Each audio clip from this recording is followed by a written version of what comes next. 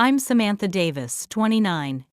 And I never thought I'd see my grandfather alive again. 5 years ago, my father abandoned him in Thailand during what was supposed to be a dream vacation for my 7-8-year-old grandfather. Yesterday, Grandpa Charles walked through our front door unannounced, with a Thai wife half his age, speaking fluent Thai and holding documents showing he'd become a billionaire through investments in Southeast Asian tech startups. My father's face drained of color as Grandpa announced he was changing his will. But that wasn't even the most shocking part of what Grandpa had planned for our family. Before I dive into this wild journey of betrayal and unexpected fortune, I'd love to know where you're watching from today. Drop your location in the comments below. If you've ever experienced family drama that turned your world upside down, this story might resonate with you. Hit that like button and subscribe if you're ready to hear how my father's cruel plan completely backfired in the most unexpected way. Trust me, karma came for him in a way none of us could have predicted. To understand why my father would do something so unthinkable as abandoning his elderly father in a foreign country, you need to know about our family dynamics. My father, Richard Davis, built his identity around being a successful businessman. He was controlling, obsessed with appearances, and measured everything and everyone by their financial value. My mother Eleanor was his perfect complement in all the wrong ways, quiet, anxious, and conditioned to never question his decisions. Then there was my younger brother Ethan, 4 years my junior at 25, who grew up idolizing our father and mimicking his worst traits. Grandfather Charles was everything my father wasn't. A retired literature professor with modest savings, he lived simply but richly in terms of experiences and relationships. After my grandmother passed away when I was 10, Grandpa became my refuge. While my father pushed me toward business and economics, Grandpa nurtured my love of world cultures and literature. We'd spend hours discussing books and art, while my father dismissed these interests as impractical. "Samantha, there's no money in poetry," my father would say dismissively. "Unless you can monetize it, it's just a hobby." But Grandpa would counter in private, "The things that matter most in this world can't be entered in a ledger, Sammy." The first sign that something was wrong came 3 months before the Thailand trip. My father's demeanor changed. The confident swagger gave way to tense phone calls behind closed doors and late-night scrutiny of financial documents. I caught glimpses of past due notices and increasingly desperate emails to investors. When I asked if everything was okay with the business, he snapped at me to mind my own affairs. Then came the proposal that should have raised all our suspicions. One Sunday dinner, my father announced he wanted to treat Grandpa Charles to a month-long trip to Thailand. "Dad, you've worked hard all your life," he said with unusual warmth.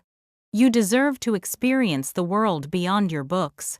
I remember the confusion on Grandpa's face. "Thailand, I've never particularly wanted to go there, Richard. Trust me, Dad, you'll love it. The culture, the temples, the food. It's perfect for someone with your interests." My father handled everything: the flights, accommodations, itineraries. He even applied for Grandpa's passport renewal himself.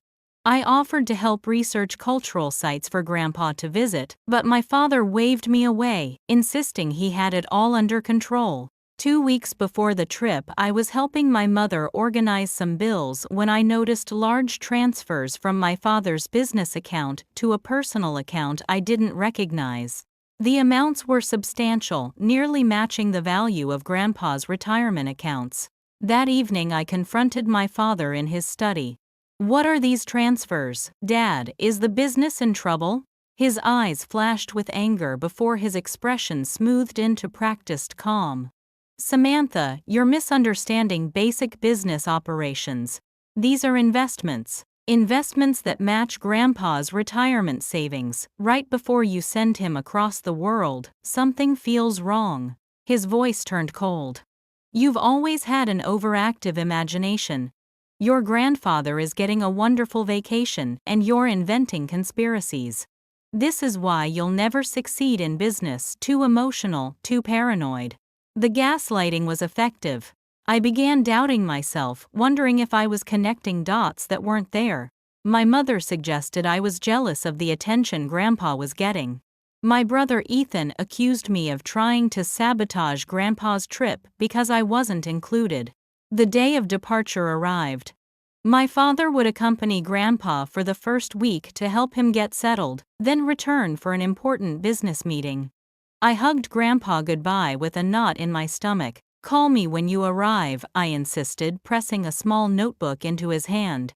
"And write down your experiences. I want to hear everything." "Of course, Sammy," he smiled, tucking the notebook into his jacket pocket. "I'll send postcards too."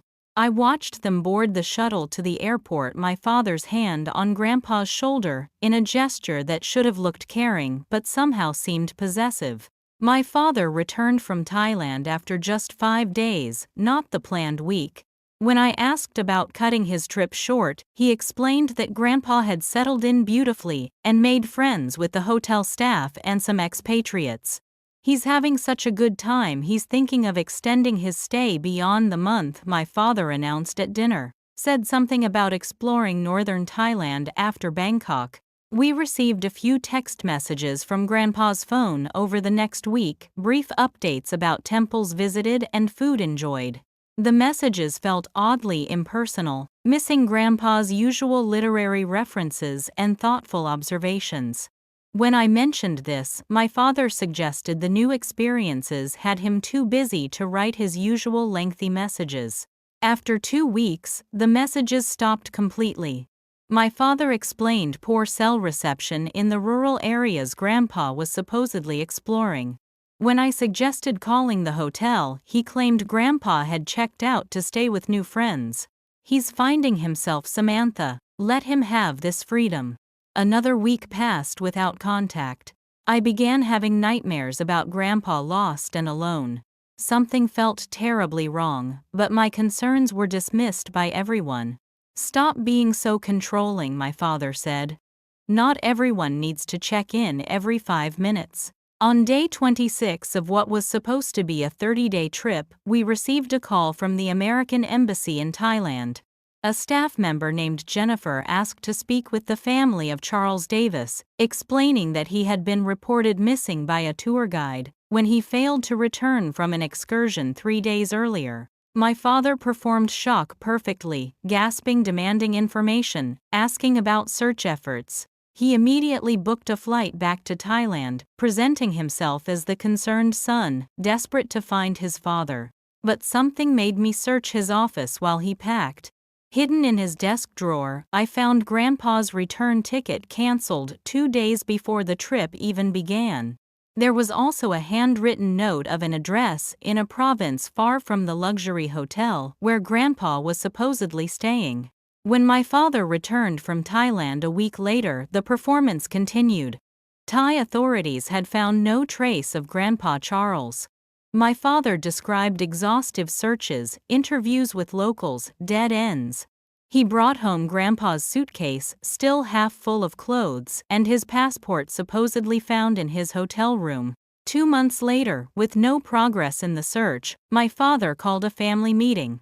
"I need to tell you all something difficult," he began, his voice breaking in what I now know was rehearsed emotion. "Before the trip, Dad was diagnosed with early heart failure. His doctor advised against travel, but Dad insisted. I think his heart gave out somewhere remote, and locals may have buried him according to their customs." My mother gasped. Ethan looked away. I felt cold fury. Why would you take him somewhere remote if he had heart problems? And why wasn't I told about this diagnosis? I demanded. My father's story unraveled quickly under pressure. He finally admitted he'd left Grandpa in a small village without his heart medication, claiming it was to teach him financial responsibility. "He's been bleeding me dry for years," my father exploded, dropping the grieving son act. "Do you know how expensive it is to maintain his house, his medical bills?" He refused to downsize or move to somewhere more affordable. "This business can't support all of you and him." The truth emerged in ugly pieces. My father needed money, a lot of it. His business was failing due to risky investments. He had debts to people who weren't patient about repayment. Grandpa's modest retirement accounts and insurance policy were his solution. By having Grandpa declared dead, my father could access everything as his sole heir. The search for Grandpa continued half-heartedly for another month before Thai authorities classified it as a recovery operation rather than a rescue. My father began the process of having Grandpa legally declared dead, talking about closure and moving forward while eyeing Grandpa's assets.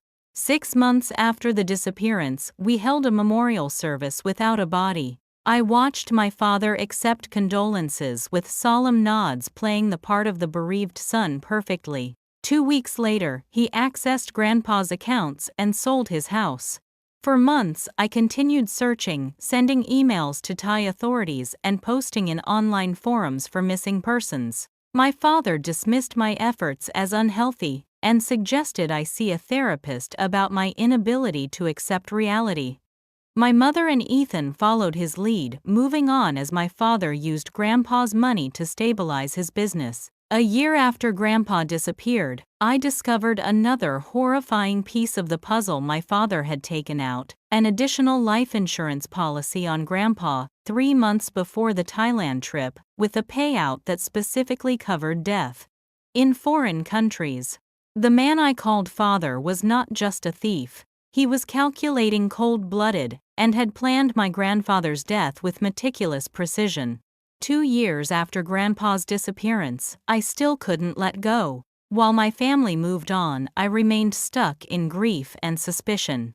The official story that my 7-8-year-old grandfather wandered off and died of natural causes never sat right with me. I enrolled in Thai language classes at the community college, telling my family it was for a potential work opportunity. In reality, I wanted to be able to communicate directly with locals if I ever made it to Thailand. I joined online forums for families of missing persons and connected with others whose loved ones had disappeared abroad. The more I examined my father's story, the more inconsistencies I found. He claimed he'd left Grandpa in a rural village near Chiang Mai, but the embassy reported him missing from Bangkok. The timeline my father provided didn't match hotel records I managed to obtain through persistent emails to the Thai hotel chain. After saving for months and maxing out a credit card, I finally booked a flight to Thailand. My mother pleaded with me not to go, saying I was reopening wounds. My father was more direct. "This obsession is becoming pathetic," he said. "Your grandfather is dead. This trip won't change that."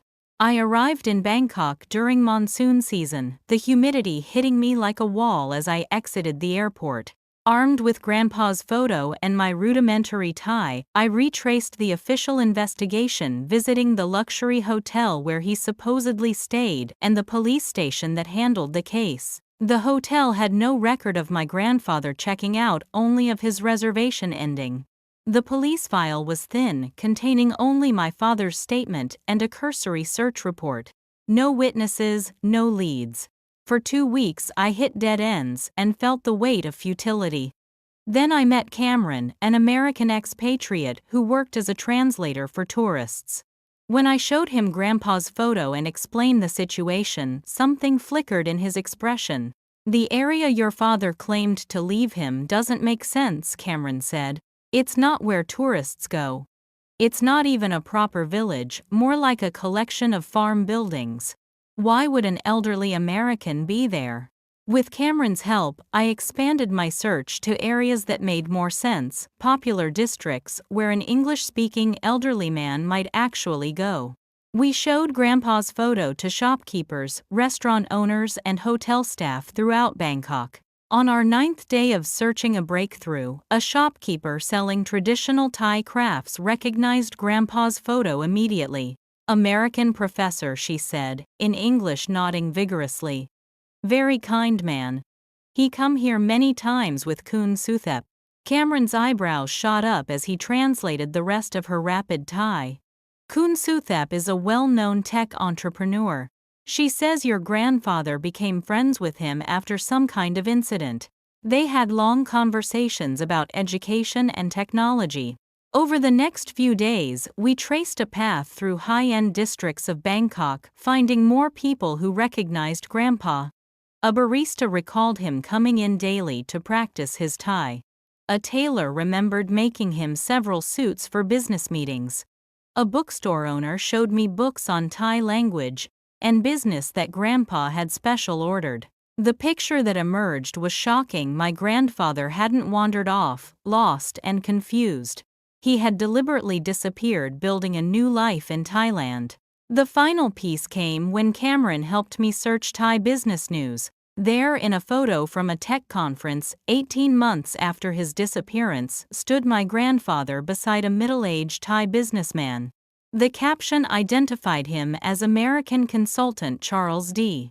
He was alive, and from all appearances, thriving. I returned home with this partial information but no direct contact with Grandpa.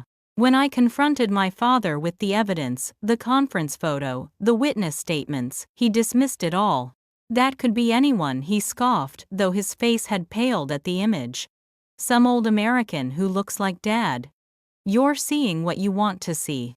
My mother suggested gently that perhaps grief was causing me to imagine connections. My brother called me delusional. They had accepted the narrative that was easiest and most beneficial, to believe Grandpa was dead, and we should move on. I moved into my own apartment the following week, reducing contact with my father to the minimum required for family functions. I kept searching online for any trace of my grandfather in Thai business circles, setting up alerts for the name Charles Davis and variations of it. Every night before bed, I sent an email to the same address, grandpacharlas@gmail.com. I never received a response, but I kept sending them updates on my life memories we shared, and always the same closing line, "I know you're out there.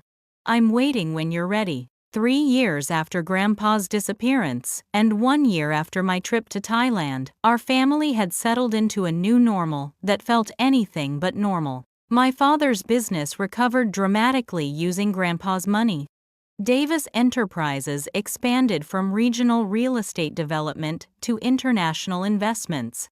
We moved from our comfortable suburban home to a mansion in the most exclusive neighborhood in the city. My father bought expensive cars, joined elite country clubs, and behaved as if the source of his newfound prosperity wasn't built on betrayal. But beneath the veneer of success, my father grew increasingly paranoid and controlling. He installed an elaborate security system in the new house. He began collecting Thai art and artifacts, displaying them prominently while claiming they spoke to him aesthetically. Sometimes I'd catch him staring at a Thai Buddha statue in the foyer, his expression a mixture of defiance and fear. My brother Ethan was spiraling. With unlimited access to my father's money and zero accountability, his recreational drug use evolved into dependency. My father enabled him paying off dealers when Ethan couldn't, and bailing him out of trouble. I suspected keeping Ethan dependent was another form of my father's control. I ran into Ethan downtown last night, I told my mother during one of our weekly lunches. He could barely stand up. Dad can't keep pretending this isn't happening. My mother stared into her teacup. Your father says Ethan is just going through a phase. He says confronting him would only push him away. Mom, he's pushing 30, not 13. This isn't a phase, it's an addiction. And Dad's bankrolling it. Since moving out, I'd maintained a relationship with my mother and brother, while keeping my father at arm's length. My mother visited me secretly, always with the excuse of shopping in my neighborhood. Ethan would call during his rare sober moments, usually late at night, when the weight of his choices felt heaviest. During one such call, after my father had paid off a drug dealer, Ethan owed money to my brother, let something slip. Dad made me help him, Ethan slurred. With the paperwork. For Grandpa. What paperwork, Ethan? The stuff for the insurance. And the banks. He sounded suddenly afraid. I shouldn't talk about this. Dad would kill me. The next day, I visited Ethan at his apartment while our father was at work. Amid the chaos of unwashed clothes and empty bottles, I pressed him for details. "I don't remember much," he claimed, avoiding my eyes. "I was pretty messed up even then." "Ethan, this is important. Did you forge Grandpa's signature on documents?" His silence was confirmation enough. My brother had helped my father commit fraud, likely without fully understanding the implications. My father's 60th birthday arrived in June, and despite my reservations, I attended the lavish party at my parents' mansion. My mother had insisted, saying it would help heal the family. In reality, it was another opportunity for my father to showcase his wealth to business associates and supposed friends. The mansion gleamed with expensive decorations. Caterers circulated with champagne and hors d'oeuvres that cost more than most people's weekly grocery budgets. My father held court in the center of the great room, laughing loudly at his own jokes while guests smiled politely. "A toast," he announced, raising his crystal glass. "To 60 years of building a legacy. To family loyalty. To knowing what matters." I nearly choked on my champagne at the hypocrisy, but maintained my composure for my mother's sake. She fluttered around the edges of the party, making sure everything was perfect, still seeking my father's approval after decades of marriage. During dinner, my father's phone rang with an international ringtone. He checked the caller ID, and his face changed completely, the confident host replaced by a man seeing a ghost. He excused himself abruptly and disappeared into his study. When he returned 15 minutes later, his complexion was ashen. He pulled my mother aside, speaking urgently in hushed tones. She glanced at me with wide eyes before they both resumed their hosting duties with strained smiles. The next morning, my mother called to inform me that my father had decided to sell the mansion and relocate to Europe. "It's very sudden," she said, her voice tight with tension. "He says there's a business opportunity in Geneva that can't wait. We're listing the house next week." "Mom, what's going on? This doesn't make sense." "I don't know, Samantha. He won't tell me anything except that we need to leave quickly." She paused, then whispered, "The call last night was from Thailand. If you've been following this story, you know things are about to get wild. Family secrets never stay buried forever, do they? I've found that betrayal has a way of coming full circle when you least expect it. Have you ever had that moment when everything you thought you knew suddenly changed? Let me know in the comments, and don't forget to like if you're ready to find out what happened when my grandfather finally returned.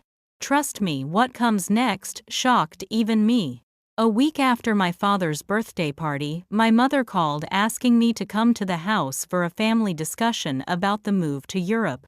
I arrived on a rainy Sunday afternoon to find my father pacing nervously while dictating instructions to my mother about which possessions to prioritize for shipping. Ethan slouched on the couch, looking simultaneously bored and anxious. "We should be able to leave within 3 weeks," my father was saying. "The realtor thinks the house will sell quickly, given the location." "I still don't understand the rush," my mother replied, making notes. "We haven't even decided which neighborhood in Geneva." The doorbell's chime interrupted her. We all froze, no one was expected, and my father had become almost pathologically averse to surprise visitors in recent months. "Ignore it," my father said sharply. "We're in the middle of something important." The bell rang again, more insistently. My mother glanced at my father, then moved toward the door.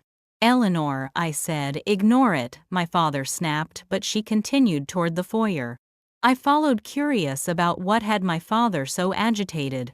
Through the frosted glass panels flanking our front door, I could make out the silhouette of an elderly man and a smaller figure beside him.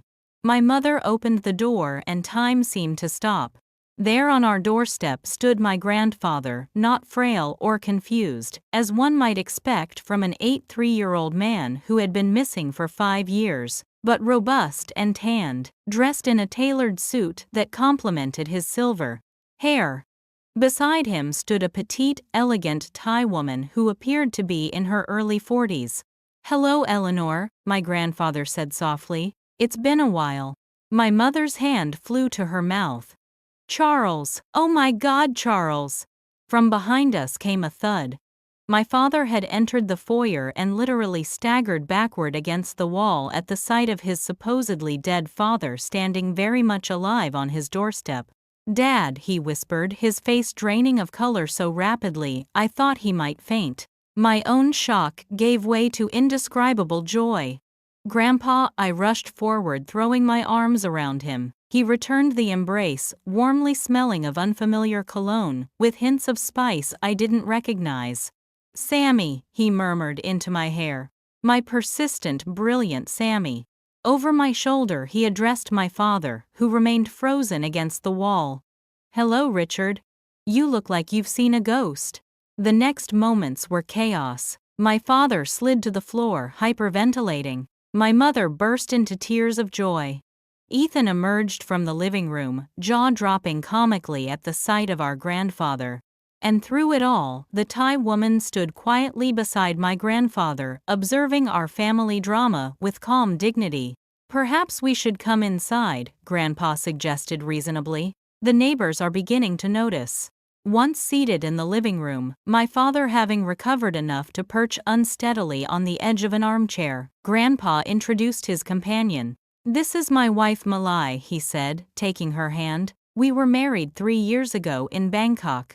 Malai bowed her head slightly. It is a pleasure to meet Charles's family, she said in perfect, lightly accented English. I have heard much about all of you. My father found his voice. Wife, Dad, she's half your age. Grandpa raised an eyebrow. Malai is 45, Richard, hardly a child. She has a PhD in computer science from MIT and runs her own tech company. Now shall we discuss why you abandoned me in a foreign country and declared me dead, or would you prefer to continue making inappropriate remarks about my marriage? The bluntness of the question hung in the air like a thunderclap.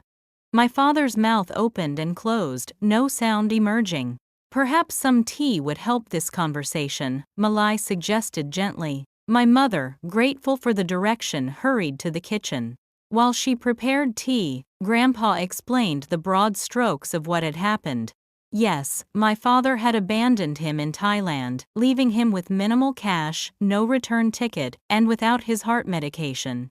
But fortunately Grandpa had been found by Malai's brother, a taxi driver, who noticed the elderly American looking disoriented outside a restaurant. He brought me to Malai's home instead of the hospital. When he realized I spoke a little Thai from an old college course, Grandpa explained.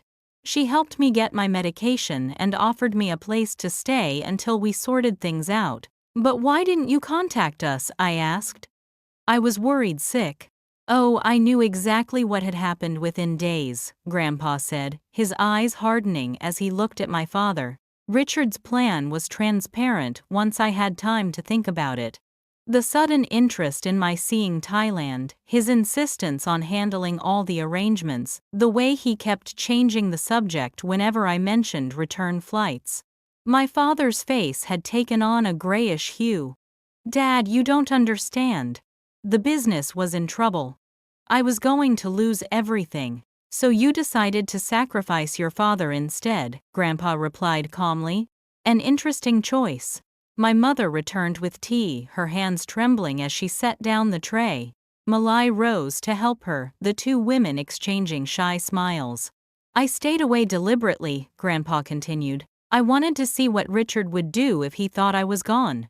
Would he report me missing immediately, organize a proper search? No, he waited until the embassy called him, then performed a cursory search before declaring me dead and claiming my assets. How do you know all this? My father demanded. In response, Grandpa removed several folders from his briefcase. I hired private investigators. They've documented everything.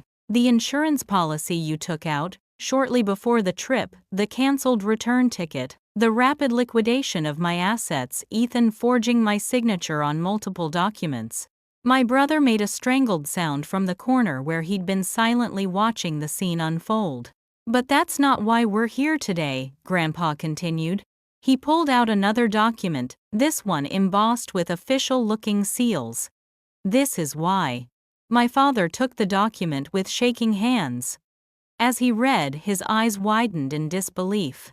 This says you're worth over $1 billion, he whispered. Grandpa nodded.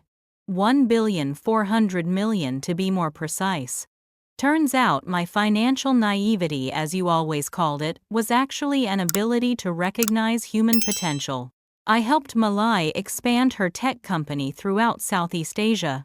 My literature background proved surprisingly valuable in developing culturally nuanced marketing strategies. Malai smiled. Charles understood that technology without humanity is worthless. His insights transformed our approach and opened markets we had struggled to enter. I own 30% of Lotus Innovations now, Grandpa explained. The valuation last quarter put my share at the figure you see there. My father stared at the paper, likely calculating how much he could have had if he'd partnered with his father instead of trying to eliminate him. I've come back to resolve family matters, Grandpa said, his tone businesslike. Starting with my will, which I'm changing, effective immediately. My father looked up sharply, panic in his eyes. Dad, you can't possibly. I made a terrible mistake, but... Oh, we'll discuss the full implications tomorrow, Grandpa interrupted. Malai and I are staying at the Grand Hotel downtown. We'll expect all of you at our suite at 10 a.m. He glanced at his watch. We should go now. The jet lag is catching up with me. As they rose to leave, I couldn't help asking Grandpa why now, after 5 years. He looked at me with gentle eyes. Because you never stopped looking, Sammy. Those emails you sent every night, I read every one. When you came to Thailand last year, I almost approached you, but the timing wasn't right. I needed to be certain of a few things first. Like what I pressed. Like whether your father would change if given enough time and prosperity, he replied, glancing at my father. And whether your mother and brother could find their own strength. He squeezed my hand. Tomorrow, Sammy. We'll talk about everything tomorrow. As they left, my father collapsed into a chair, staring blankly at the wall. My mother stood in the foyer watching through the window as my grandfather and his new wife climbed into a luxury car that waited at the curb. He looks wonderful, she whispered. So healthy, so alive. My father didn't respond. He was still holding the document showing my grandfather's net worth, his knuckles white with tension. I felt a strange mixture of emotions, joy at my grandfather's return, satisfaction at my father's comeuppance, and curiosity about what would happen next. The grandfather who had returned was not the same man who had left 5 years ago. He was transformed, confident, worldly, and apparently ready to settle some scores. After my grandparents left, our family fell into stunned silence. My father locked himself in his study with a bottle of scotch. My mother fluttered around the house, alternating between tears and nervous laughter. Ethan retreated to his room, likely terrified about the forged documents coming to light. I sat in the kitchen trying to process everything I'd learned. Around midnight, as I prepared to drive home, my phone buzzed with a text from an unknown number. Samantha, it's Grandpa. Could you come to the hotel now? There are things I'd like to discuss privately. 20 minutes later, I entered the opulent lobby of the Grand Hotel, where a staff member escorted me to the penthouse suite. Grandpa answered the door himself, now dressed casually in slacks and a polo shirt that made him look years younger than his age. Sammy, thank you for coming so late, he said, embracing me. Malai's resting, but she said to say hello. The suite was larger than my entire apartment, with floor-to-ceiling windows overlooking the city. Grandpa led me to a sitting area where tea was already laid out. You have questions, he said, pouring for both of us. Ask me anything. Did you know, I began. Before the trip, did you suspect what Dad was planning? Grandpa sighed, settling back in his chair. Yes and no. I knew something was wrong. Richard had never shown interest in my travels before. When he suddenly insisted on planning this elaborate trip and wouldn't let you help with the arrangements, alarm bells went off. Why did you go along with it? Curiosity partly. I wanted to see how far he would take it, and I had made some preparations just in case. He smiled slightly. I'm not the financial fool your father always thought me to be. I left emergency funds with a colleague who has a home in Bangkok. I also made copies of all my important documents. But to just disappear, do you know how devastated we were, how much I worried? Guilt flickered across his face. That was never my intention. The abandonment happened as Richard planned. He really did leave me in a rural area without my medication or return ticket. The unexpected part was meeting Malai's family and finding a new purpose. He explained how after being rescued by Malai's brother, he spent several weeks recovering at her family home. What started as medical necessity evolved into friendship and eventually romance. I intended to contact you after a few weeks once I'd sorted out what to do about Richard, but then I saw online that he was already having me declared dead, liquidating my assets. The speed and eagerness with which he erased me. Grandpa's voice hardened. I decided to watch and wait, to see what kind of man my son truly was when he thought no one was looking. So you just observed while he spent your money? While he told us you were dead? Not exactly. Grandpa leaned forward. I hired investigators to document everything, and I wasn't completely out of touch with the family. What do you mean? Your mother has known I'm alive for over a year. This revelation hit me like a physical blow. Mom knew. And she didn't tell me. Grandpa nodded. After your trip to Thailand, when you showed her the conference photo, she contacted the company mentioned in the caption. Eventually, her message reached me. We've been in communication ever since, but I asked her to keep it confidential until I was ready to return. Why would she agree to that? She saw how much I was suffering. Because she needed time, Sammy. Time to find her own strength. Time to quietly gather evidence of Richard's financial manipulations. Eleanor isn't the passive woman you think she is. She's been documenting your father's business dealings for months, creating her own escape plan. I sat back, stunned by this new image of my mother as some kind of secret agent within her own marriage. What about Ethan? Did he know too? No. Your brother is too deeply under your father's influence. Eleanor and I agreed it was safer for him not to know. Grandpa explained that his dramatic return was carefully timed. He'd been monitoring my father's business activities through financial contacts. When he learned Richard was planning to move assets offshore, likely to evade potential legal consequences if Grandpa ever returned, he decided to act. But why did you stay away so long? 5 years, Grandpa. 5 years of letting Dad get away with what he did. His expression softened. It wasn't just about Richard, Sammy. I found something unexpected in Thailand. Purpose, connection, love, eventually. For the first time since your grandmother died, I felt truly alive. He described how his friendship with Malai evolved as he helped her refine her company's international marketing strategy. His background in literature and cultural studies proved invaluable for a tech company trying to expand across culturally diverse Southeast Asia. What began as casual advice became a formal role and eventually a partnership, both professional and personal. Malai saw value in me that Richard never did. Not just monetary value but wisdom and perspective. We balance each other. So it wasn't all about punishing Dad, you actually found happiness. Yes. And that's why I stayed away longer than planned. I needed to be certain about Malai, about our relationship. I needed to know it wasn't just gratitude or convenience for either of us. He reached for a photograph on the side table, Grandpa and Malai at their wedding, surrounded by her large extended family, all beaming with genuine joy. This is real, Samantha. As real as anything I've ever known. I'm happy for you, Grandpa. Truly. And I meant it despite the complicated emotions churning inside me. But what happens now? With Dad? With all of us? Grandpa's expression turned serious. That's partly why I wanted to speak with you privately. Tomorrow won't be easy. I have evidence of multiple crimes. Richard committed fraud, identity theft, elder abuse, enough to send him to prison for years. My stomach clenched. Despite everything, the thought of my father in prison was disturbing. Is that what you want?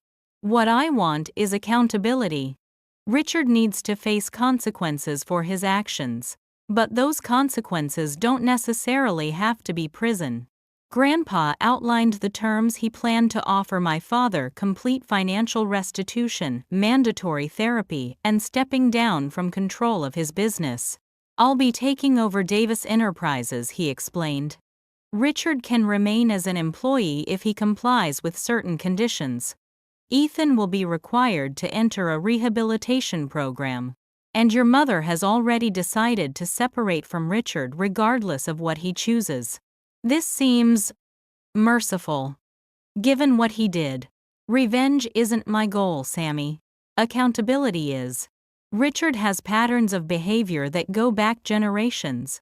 My own father was similarly controlling and materialistic.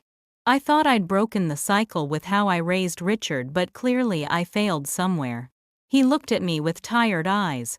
Family trauma doesn't heal through more trauma. But it also doesn't heal through denial and enabling. Richard needs to face what he's done, not to punish him, but to give him any chance of becoming a better man. We talked for hours, catching up on 5 years of separation. Grandpa shared stories of his new life in Thailand, his work with Malai's company, and the cultural adjustments he'd navigated. I told him about my career developments, my apartment, the life I'd built independent of my father's influence. As dawn began to lighten the sky outside the hotel windows, Grandpa asked, "Will you stand with me today, Samantha? Your father won't make this easy." I thought about the years of worry, the grief, the anger, but I also thought about the family we could be if healing were possible. "I'll stand with you, Grandpa. For accountability, not revenge." He smiled, squeezing my hand. "That's all I ask." At precisely 10 the next morning, our family assembled in my grandfather's hotel suite. The contrast between us was stark. Grandpa and Malai composed and elegant, the rest of us showing the strain of the past 24 hours. My father had clearly been drinking heavily, his complexion sallow and eyes bloodshot. My mother sat rigidly beside him, her hands clasped tightly in her lap. Ethan slouched in his chair, occasionally checking his phone until Grandpa asked him to put it away. "Thank you all for coming," Grandpa began formally. "What we discuss today will determine the future of this family, both personally and financially." Without preamble, he opened a leather portfolio and began laying out documents on the coffee table between us. "Richard, these are copies of what I've gathered over the past 5 years. I thought you should see exactly what I have before we discuss terms." My father leaned forward, his expression changing from defiance to shock, as he reviewed the evidence: insurance forms, with Grandpa's forged signature, bank transfers, draining Grandpa's accounts, the falsified death certificate emails, discussing the abandonment plan. "These final documents," Grandpa said, placing a USB drive on the table, "are recordings of phone conversations between you and Ethan, discussing how to handle questions about my disappearance. The originals of everything you see here have been placed with my attorneys with instructions to deliver them to the authorities if anything happens to Malai or me, or if our terms are not met." My father's face had gone from sallow to gray. "You recorded private conversations, that's illegal. Not in Thailand, where these calls were recorded, or in this state with one-party consent," Grandpa replied calmly. "My attorneys have verified the admissibility of everything here." My father's bluster crumbled visibly. "What do you want, Dad? Money? You're already rich." "Humiliation, you've achieved that. Just tell me what will make this go away." "It doesn't go away, Richard. That's the point. Actions have consequences. Your actions nearly cost me my life and did cause significant harm to this family.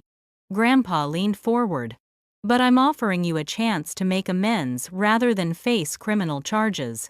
Grandpa outlined his terms methodically. My father would repay every penny taken from Grandpa's accounts with interest. He would resign as CEO of Davis Enterprises, becoming a salaried employee under Grandpa's oversight.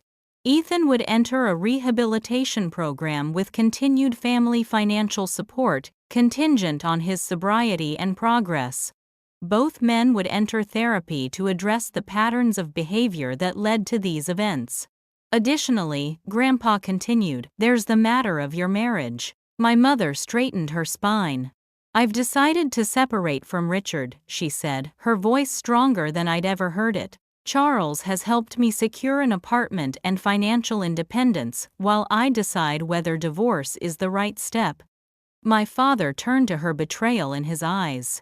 You've been planning this with him. For how long? Since Samantha showed me the conference photo, my mother replied. I reached out to the company mentioned in the caption, hoping to confirm if it really was Charles. When we connected, he helped me see the truth of our marriage.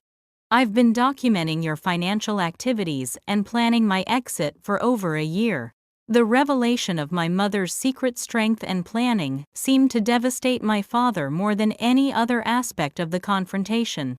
The woman he thought he controlled completely had been quietly outmaneuvering him. My father's defiance returned momentarily. You can't just take my company. I built it from nothing. You built it using my retirement funds, my life insurance, and my home equity, Grandpa countered. The initial capital for Davis Enterprises came from me, Richard. The deed to your first office building was in my name, because you couldn't qualify for the loan. I've always supported your business, even when I disagreed with your methods. He slid across another document. This is a financial analysis of how much of the company's success is directly attributable to funds you misappropriated from me. It entitles me to controlling interest. My father scanned the document, his shoulders slumping further with each page. The numbers didn't lie. He had built his empire on stolen funds and fraud. And if I refuse, he asked, a last spark of defiance flickering. Then these documents go to the district attorney's office this afternoon, Grandpa said simply. Elder abuse, fraud, identity theft, conspiracy. The minimum sentence would be 15 years. Ethan would likely face charges as an accomplice. My brother made a strangled sound. Dad, you said it was just paperwork. You said it wasn't a big deal. Shut up, Ethan, my father snapped. No, Richard, let him speak, Grandpa said. Ethan, what exactly did your father ask you to do? Under Grandpa's gentle but persistent questioning, my brother revealed how my father had manipulated him into forging Grandpa's signature on multiple documents, including the life insurance policy and bank transfer authorizations. Ethan had been barely 21 at the time, already struggling with substance abuse and desperate for our father's approval. He said it would help the family, Ethan explained, tears streaming down his face. He said you'd already agreed to everything verbally, but couldn't sign because you were traveling. I just needed to help with the paperwork until you got back. My father's face contorted with rage. You ungrateful little. That's enough, Richard, my mother interrupted sharply. You've manipulated all of us long enough. For 2 tense hours, my father alternated between threats, pleas, and attempts to negotiate better terms. But Grandpa held firm, backed by irrefutable evidence and the unified front presented by my mother and me. Ethan, confronted with the full implications of his actions, withdrew into shocked silence. Finally, my father slumped back in his chair. Fine. You win, Dad. I'll sign whatever you want. This isn't about winning, Richard, Grandpa said with unexpected gentleness. It's about taking the first step toward becoming the man I always hoped you would be. A man defined by character rather than wealth. A father who builds his children up rather than using them. A son who honors his parents rather than seeing them as obstacles. As my father signed the documents Grandpa's lawyer had prepared, I saw something I'd never witnessed before, a tear sliding down my father's cheek. Not the theatrical tears he'd displayed at Grandpa's memorial service, but a genuine expression of, was it remorse, humiliation, self-pity? Perhaps a mixture of all three. When the signing was complete, my father looked up at Grandpa. "Why didn't you just turn me in? After what I did, why offer me any chance at all?" Grandpa's expression was complex, sad, but resolute. "Because you're still my son, Richard. And while I won't enable your behavior anymore, I haven't given up on the possibility that you can change. That's the difference between justice and vengeance. Justice leaves room for redemption." My father had no response to that. For perhaps the first time in his life, Richard Davis was completely speechless. 6 months after my grandfather's dramatic return, our family had undergone changes I never would have thought possible. Davis Enterprises now operated under Grandpa's leadership, with my father working as a division manager rather than CEO. The transition wasn't smooth. My father chafed under supervision and frequently tested boundaries, but the structure provided accountability he'd never experienced before. True to his word, Grandpa had not pressed criminal charges, instead creating a system of restitution and rehabilitation. My father attended both individual therapy and a specialized program for white-collar offenders, facing the psychological patterns that had driven him to value money over family. My brother Ethan had just marked 100 days of sobriety.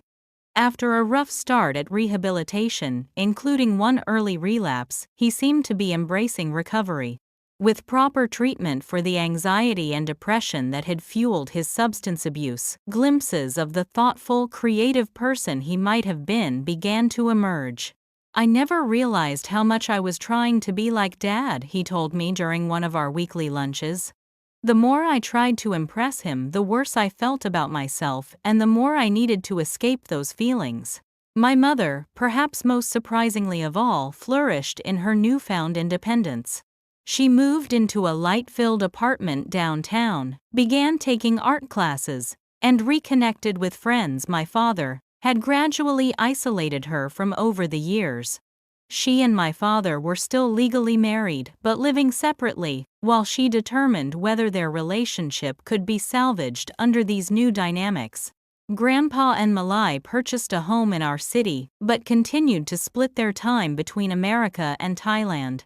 Their business interests required travel, but Grandpa made it clear that family was now his priority. He established a foundation focused on elder abuse prevention, using his own experience to help others recognize and escape similar situations. I accepted a position running this foundation, finding purpose in transforming our family trauma into something that might help others.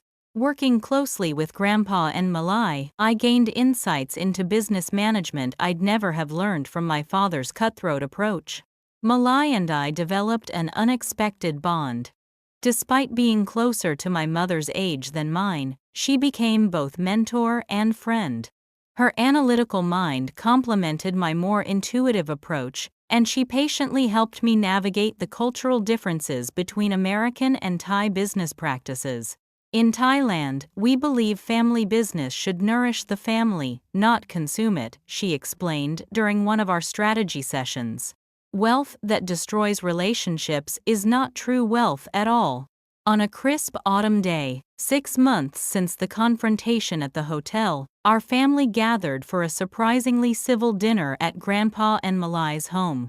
My father arrived punctually, bringing an appropriate bottle of wine rather than the ostentatious gifts he once would have used to demonstrate his wealth. During dinner, Grandpa shared stories about his early days with my grandmother, including business challenges they'd weathered together. For the first time, I saw my father listening to these stories with genuine interest rather than dismissive tolerance. "I never knew Mom helped you refinance the house to start your first academic press," my father commented. "You always made it sound like a solo venture." "Your mother was my partner in everything," Richard Grandpa replied. "I didn't always give her the credit she deserved publicly. That was my mistake, one I hope I've corrected with Malai. Later, as we moved to the living room for coffee, my father approached me somewhat awkwardly. The foundation website looks professional, he said, clearly reaching for neutral conversation. The user interface is intuitive. Coming from my father, this qualified as high praise. Thanks. Malai helped with the back-end development. An uncomfortable silence stretched between us until he added, "You seem good at what you're doing there." I nodded, unsure how to respond to this tentative acknowledgement from a man who had previously dismissed my career choices as impractical. "I was wrong about a lot of things, Samantha," he continued, staring into his coffee cup rather than meeting my eyes. "Your grandfather built a billion-dollar business based on literature and cultural understanding, things I always told you were worthless. It wasn't about proving you wrong, Dad."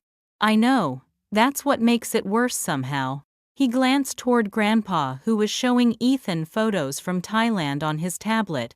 He never saw business as the end goal. For him, it was always about connections between cultures, between people. I never understood that.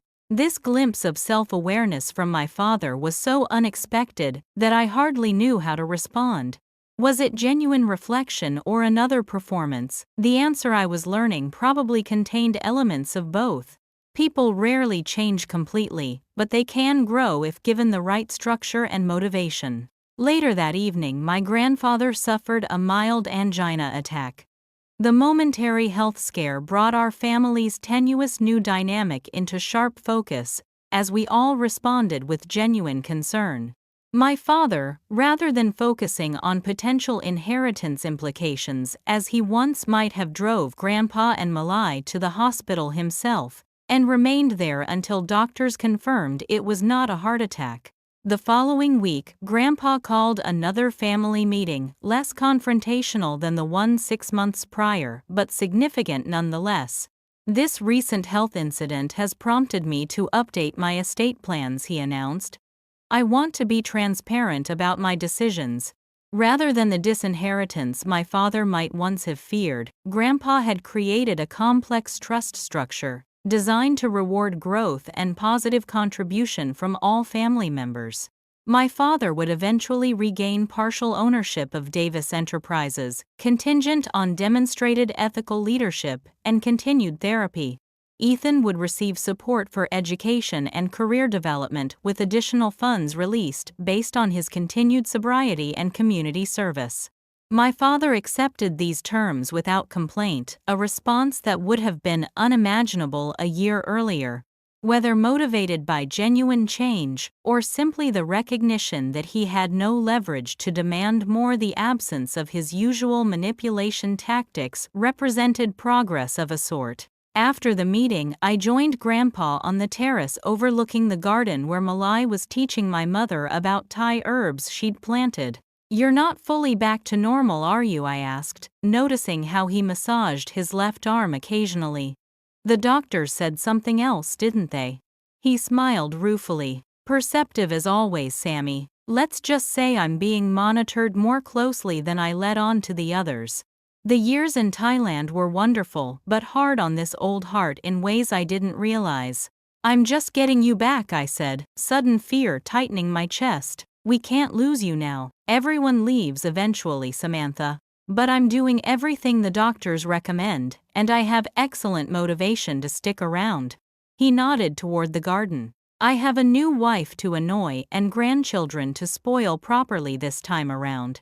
We watched Malai and my mother laughing together over some shared observation, their former awkwardness replaced by genuine friendship. "Was it worth it?" I asked suddenly. "The pain, the separation, everything that happened." Grandpa considered this carefully. "Not in the way you might think. Richard's betrayal was painful beyond words. The loss of those years with you and Ethan can never be recovered.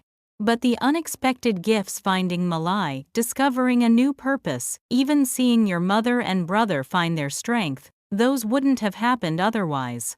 He turned to face me fully. "Life rarely gives us clean ledgers, Sammy. Sometimes terrible losses lead to unexpected gains.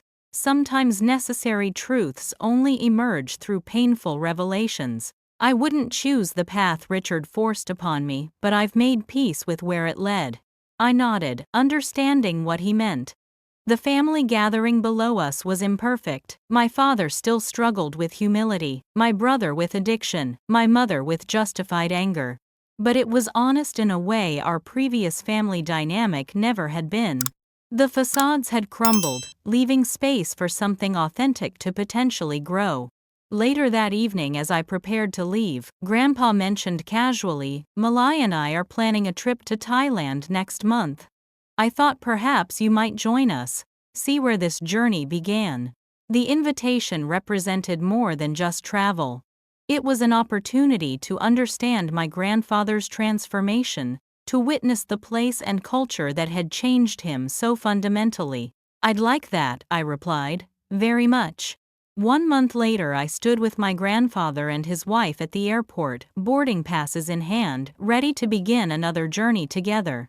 Behind us lay a family still healing, still learning, still growing through accountability rather than avoidance. Ahead lay a future none of us could have predicted, complicated and imperfect but grounded in truth rather than deception. As we boarded the plane, I realized that some wounds never fully heal, but they can become manageable. Some betrayals are never forgotten, but they can be contextualized within larger narratives of growth. And sometimes, the family you rebuild after destruction is stronger than the one built on falsehoods ever was. 2 years after my grandfather's return from Thailand, our extended family gathered at his and Malai's home to celebrate their anniversary. The atmosphere was remarkably different from those first tense meetings, not perfectly harmonious, but authentically connected in a way I once would have thought impossible. My father arrived punctually, bringing a thoughtfully selected gift rather than an ostentatious display of wealth.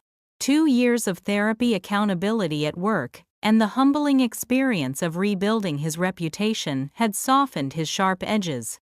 He would never be warm or effusive, but the manipulative, materialistic tyrant was gradually being replaced by a more reflective, if still reserved man. "The Foundation's new elder advocacy program is getting good press," he commented, as he helped me carry dishes to the dining room.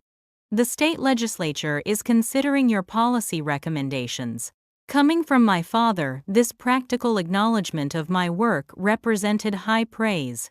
His newfound respect wasn't demonstrated through emotional declarations, but through this recognition of tangible results, the currency he still valued most.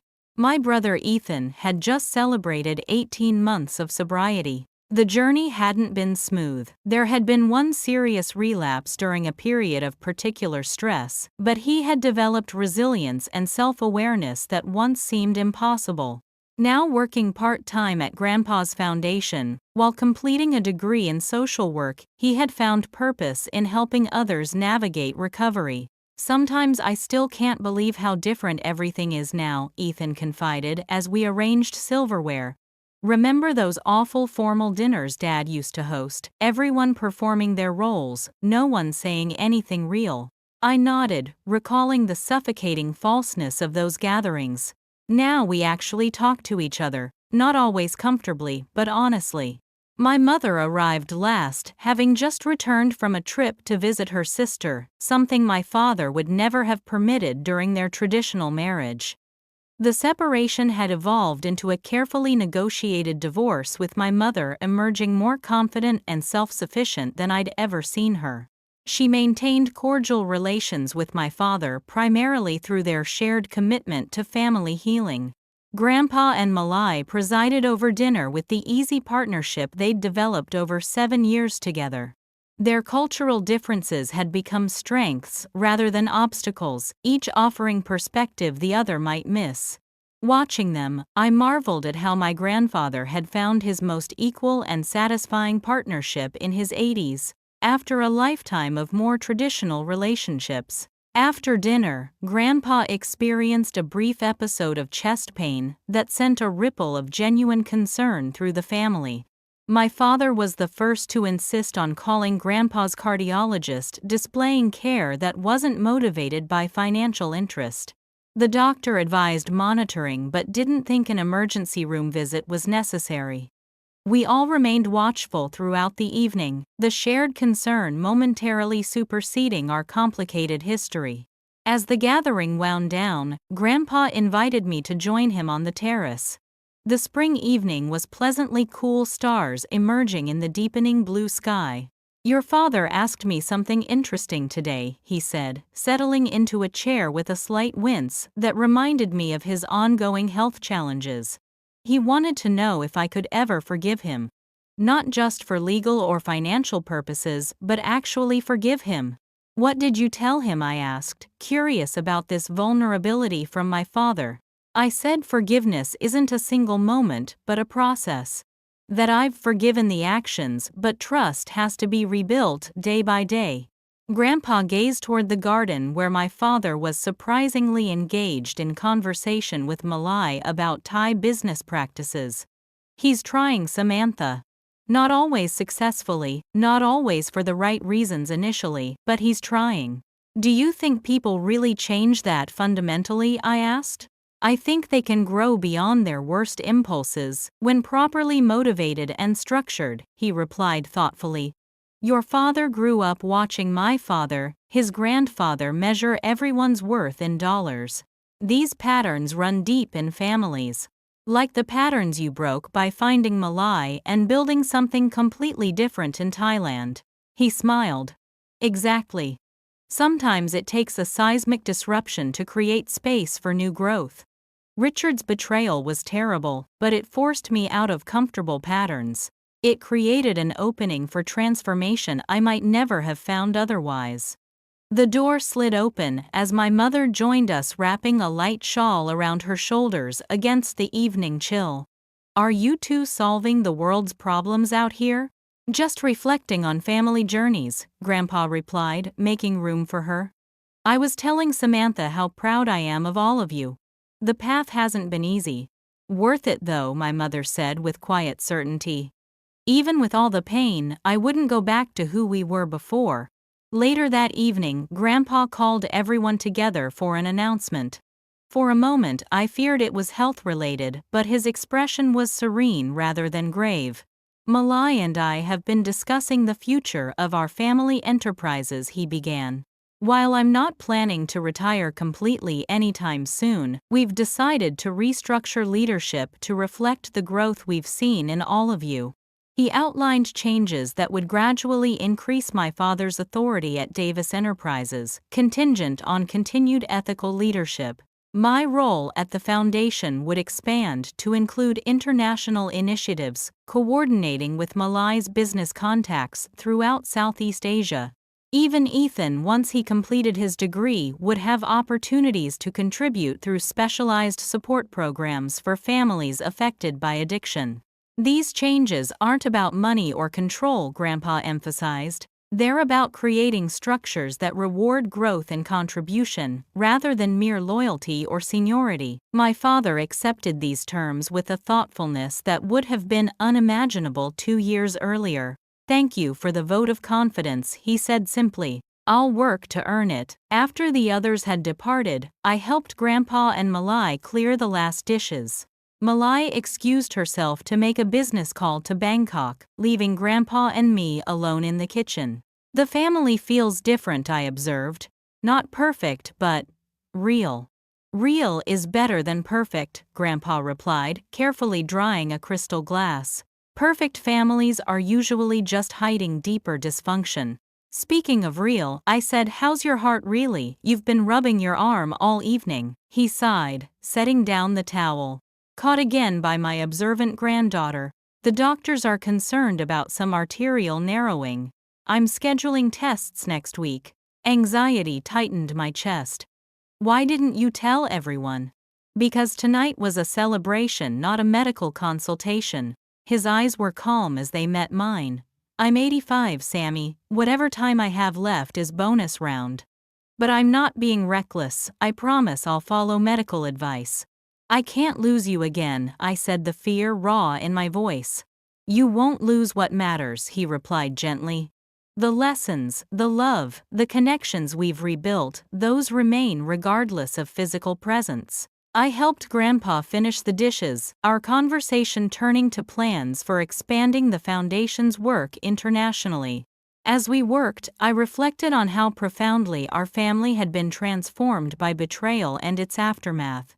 The father who abandoned his elderly parent for financial gain had been forced to confront his moral bankruptcy. The supposedly naive grandfather had revealed unexpected depths of resilience and business acumen. The compliant mother and troubled brother had found their own strength and purpose. And I had discovered that family legacy isn't measured in inheritance or assets, but in values transmitted and lessons learned. Sometimes those lessons come through painful experience rather than gentle guidance, but they shape us nonetheless. 2 weeks later, my grandfather Malai and I boarded a plane to Thailand, a journey we now made annually to maintain connections with her family and his business interests there. As the plane lifted off, I watched my grandfather gazing out the window, his expression peaceful, despite the medical tests awaiting his return. Whatever happened next with his health, with our family's ongoing healing, with the businesses and foundation, we would face it with open eyes rather than comforting illusions. The betrayal that once fractured our family had ultimately forced us to rebuild on foundations of truth rather than facade, accountability rather than avoidance, growth rather than stagnation. It wasn't the journey any of us would have chosen, but it had led us where we needed to go. If you've stayed with me through this whole story, I want to thank you from the bottom of my heart. Family karma really does come full circle, doesn't it? I'm curious, have you ever experienced a family betrayal that ultimately led to unexpected growth or healing? Share your thoughts in the comments below. If this story of family justice resonated with you, please hit the like button and subscribe for more real-life family stories. Don't forget to share with someone who might need to hear that sometimes the darkest family moments can eventually lead to transformation. Remember, it's never too late for family healing, even when it comes from the most unexpected circumstances. Until next time, this is Samantha Davis, grateful for your support on this journey.